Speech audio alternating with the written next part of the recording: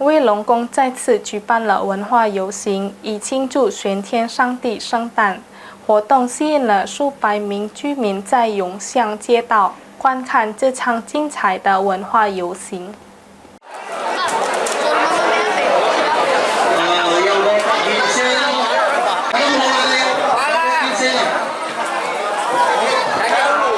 威龙宫再次举办了文化游行，以庆祝玄天上帝诞辰。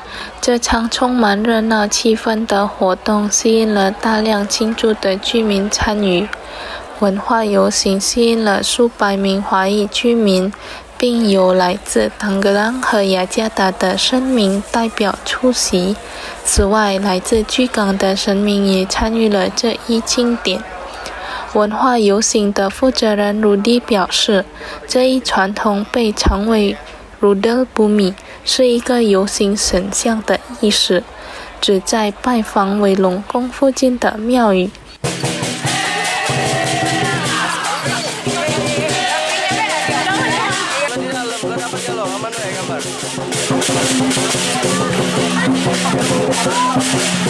Kirap ini tiap tahun ngadu ke kirap ini untuk jauh ke bala, karena kita ini kirap ini rua bumi kan, rua bumi untuk supaya kita ini Palembang ini aman-aman, sudah itu Indonesia itu tentram semua itu Kalau kirap ini apa yang dilakukan gitu?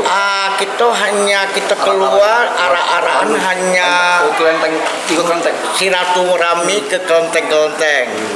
Jadi kalau sudah silaturahmi pulang, sudah selesai. Jadi kita habis Seninnya kan tanggal 25, ini kan tanggal 23 kalau Imleknya. Tanggal 25 itu ada kopun ulang tahun Dewa Hin Sengti.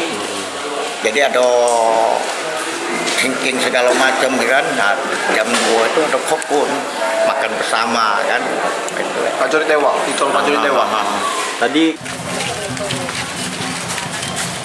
居民参与文化游行的热情表现了这一传统在居港华人生活中的重要性。除了对神明的敬奉，这次游行也促进了各庙宇之间的关系，增强了华人文化中的团结价值。Taslim Pal TV